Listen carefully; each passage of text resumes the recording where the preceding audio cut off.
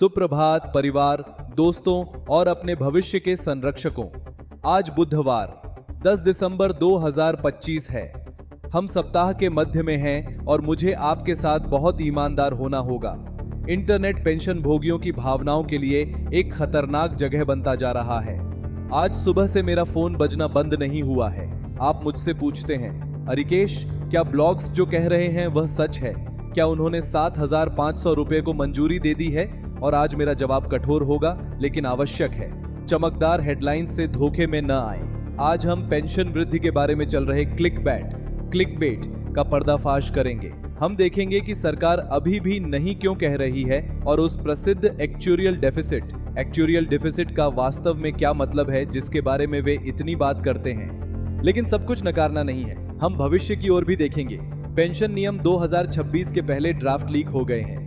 अगले साल हमारा क्या इंतजार कर रहा है, और हम हिमाचल प्रदेश से शुद्ध गरिमा की एक खबर के साथ समापन करेंगे। सरकार ने 1 महीने में सभी लंबित मेडिकल बिलों का भुगतान करने का वादा किया है, क्योंकि अगर आपकी सेहत नहीं है तो पेंशन किसी काम की नहीं है।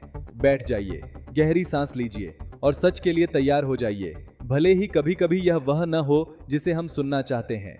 मैं अरिकेश वेराक हूं और ये वो बातें हैं जो आपको आज जाननी चाहिए।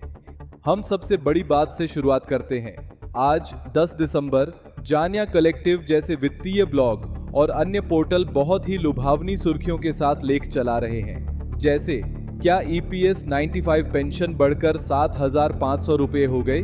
यदि आप केवल हेडलाइन पढ़ते हैं तो आपका दिल खुशी से उछल पड़ता है। आप सोचते हैं आखिरकार, लेकिन अगर आप अंदर जाते हैं और बारीक अक्षरों फाइन प्रिंट को पढ़ते हैं तो आप हमेशा की तरह ईंटों की उसी दीवार से टकराते हैं। आधिकारिक वास्तविकता ये लेख हालांकि वृद्धि के वादे के साथ विजिट क्लिक्स आकर्षित करते हैं, अंततः उस आधिकारिक रुख को स्वीकार करते हैं जिसे सरकार ने पिछले 1 दिसंबर को संसद में दोहराया था, और वह रुख स्पष्ट और दर्दनाक है। न्यूनतम पेंशन 1,000 रुपए बनी हुई है, इसमें बदलाव नहीं हुआ है। यह अभी भी वह आंकड़ा है जो ईमानदारी से कहूं तो 2025 में जीने के लिए अपर्याप्त है। कोई स्वीकृत योजना नहीं है। श्रम राज्य मंत्री 2 टूक थी। इस समय इसे 7,500 तक ले जाने का कोई स्वीकृत प्रस्ताव नहीं है। क्यों? सरकार की ढाल। वह कारण जिसका वे बार बार उपयोग करते हैं वह है एक्चुरियल डेफिसिट।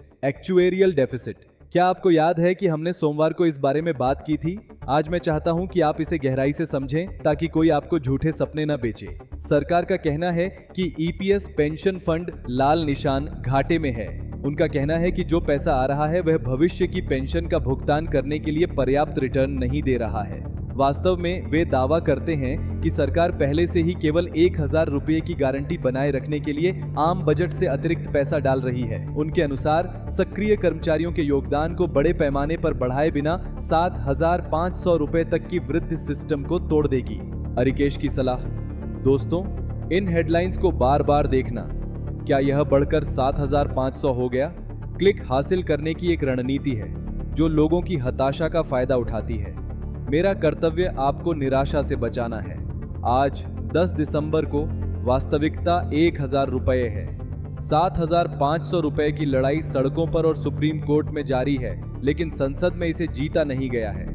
उस वृद्धि के आधार पर वित्तीय योजनाएं न बनाएं, जिसे आज तक सरकार फंड की कमी के कारण नकार रही है। हम वर्तमान वास्तविकता से निकट भविष्य की ओर बढ़ते हैं। हीरम सेल्स जैसे विशेष पोर्टल्स ने आज विश्लेषण प्रकाशित किया है जिसे वे नए पेंशन नियम 2026 कहते हैं। ध्यान दें, यह अभी तक आधिकारिक राजपत्र गैजेट नहीं है। यह रुझानों और लीक पर आधारित प्रत्याशा का विश्लेषण है। लेकिन जैसा कि कहावत है, जहां आग होती है वहीं धुआं उठता है। 2026 के लिए क्या पक रहा है? ऐसा लगता है कि सरकार नई अंशदायी योजनाओं जैसे यूपीएस और परिपक्व एनपीएस के लिए सिस्टम को अनुकूलित करने के लिए सुधारों का एक पैकेज तैयार कर रही है। जिन प्रमुख बिंदुओं पर चर्चा की जा रही है वे हैं: प्रतिशत समायोजन, योगदान के प्रतिशत में बदलाव की उम्मीद है। हम संभवतः अपने कर्मचारियों के लिए सरकार द्वारा योगदान किए जाने वाले हिस्से में वृद्धि देखेंगे, यूपीएस को आकर्षक बनाने के लिए, और शायद निजी क्षेत्र के अनिवार्य योगदान में समायोजन। न्यूनतम गणना ब्लॉग में गारंटीकृत न्यूनतम पेंशन की गणना के लिए नए मानदंडों का उल्लेख है। यह महत्वपूर्ण है।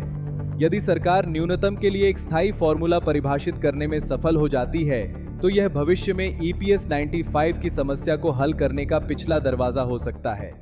पूर्ण एकीकरण।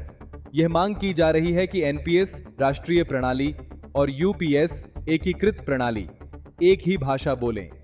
विचार यह है कि एक नौकरी से दूसरी नौकरी में जाने का मतलब लाभ खोना नहीं होना चाहिए। आज यह क्यों महत्वपूर्ण है? क्योंकि 2026 बस आने ही वाला है। ये नए नियम पेंशन संकट पर सरकार का जवाब है। मेरा मानना है कि सरकार पुराने परिभाषित लाभों OPS के बारे में बात करना बंद करना चाहती है और पूरे देश को हाइब्रिड प्रणाली की ओर ले जाना चाहती है, जहां आप योगदान करते हैं लेकिन सरकार एक आधार फ्लोर की गारंटी देती है। आने वाले हफ्तों में आधिकारिक अधिसूचनाओं पर बहुत ध्यान दें। जो आज ब्लॉग की अफवाह है, कल वह कानून हो सकता है जो आपके रिटायरमेंट को परिभाषित करेगा। और हम दिन की सबसे सकारात्मक और मानवीय खबर के साथ समापन करते हैं। हम उत्तर की यात्रा करते हैं, हिमाचल प्रदेश राज्य, जहां मुख्यमंत्री CM सुखविंदर सिंह सुक्खू ने एक ऐसी घोषणा की है जिसकी पूरे देश में नकल की जानी चाहिए। एजेंसी UNI इंडिया की आज की रिपोर्ट के अनुसार CM ने पेंशनर्स संयुक्त मोर्चा के साथ मुलाकात की और उन्हें एक समय सीमा के साथ वादा दिया। राज्य 1 महीने के भीतर पेंशन भोगियों के सभी लंबित मेडिकल बिलों का भुगतान करेगा। संदर्भ: हिमाचल में कई रिटायर कर्मचारी अपनी जेब से ऑपरेशन, अस्पताल में भर्ती होने और दवाओं का भुगतान कर रहे थे, इस उम्मीद में कि सरकार उन्हें प्रतिपूर्ति करेगी, लेकिन विरासत में मिले वित्तीय संकट के कारण उन प्रतिपूर्तियों में महीनों की देरी हो गई। एक ऐसे पेंशन भोगी की कल्पना करें जो सर्जरी पर 50,000 रुपए खर्च करता है और अपना पैसा वापस पाने के लिए 6 महीने इंतजार करना पड़ता है। इससे कर्ज और पीड़ा पैदा होती है। आज का वादा: CM सुक्खू ने कहा है, 1 महीने में हम सब कुछ चुका देंगे। इसके अलावा उन्होंने पुरानी पेंशन योजना OPS के प्रति अपनी प्रतिबद्धता की पुष्टि करने का अवसर लिया, यह याद दिलाते हुए कि उनकी सरकार ने आर्थिक कठिनाइयों के बावजूद 1,36,000 कर्मचारियों के लिए इस लाभ को बहाल किया। हिमाचल का सबक: यह खबर हमें 2 बातें सिखाती है। स्वास्थ्य पेंशन का हिस्सा है। अगर सरकार मेडिकल रिफंड रोक ले तो समय पर पेंशन मिलने का कोई फायदा नहीं है। पेंशन का पैसा दवाई में चला जाता है। मेडिकल बिलों के भुगतान को प्राथमिकता देना मानवता का कार्य है। राजनीतिक इच्छा शक्ति: हिमाचल सरकार स्वीकार करती है कि उसके पास वित्तीय समस्याएं हैं, विरासत में मिली, वे कहते हैं, लेकिन अन्य खर्चों पर पेंशन भोगियों को प्राथमिकता देने का फैसला करती है। वह राजनीतिक इच्छा शक्ति है।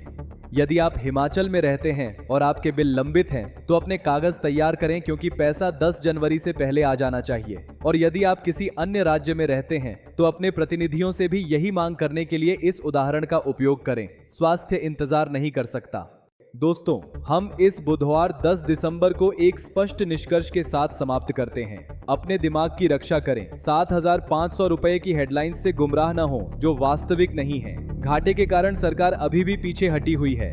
आशा अच्छी है लेकिन झूठी आशा जहरीली है। अपना भविष्य तैयार करें। 2026 नए नियम लाएगा। सिस्टम हाइब्रिड मॉडल की ओर बदल रहा है। पीछे न छूटने के लिए सूचित रहें। स्वास्थ्य को महत्व दें। हिमाचल में जो हो रहा है वह याद दिलाता है कि चिकित्सा कवरेज मासिक चेक जितना ही महत्वपूर्ण है। सूचना के इस सागर में मुझे अपना सत्य का फिल्टर, ट्रथ फिल्टर बनने की अनुमति देने के लिए धन्यवाद। मैं अरिकेश वैराग हूँ। आप जो कुछ भी पढ़ते हैं उस पर विश्वास न करें, हमेशा सत्यापित करें और अपने स्वास्थ्य का ख्याल रखें। कल मिलते हैं।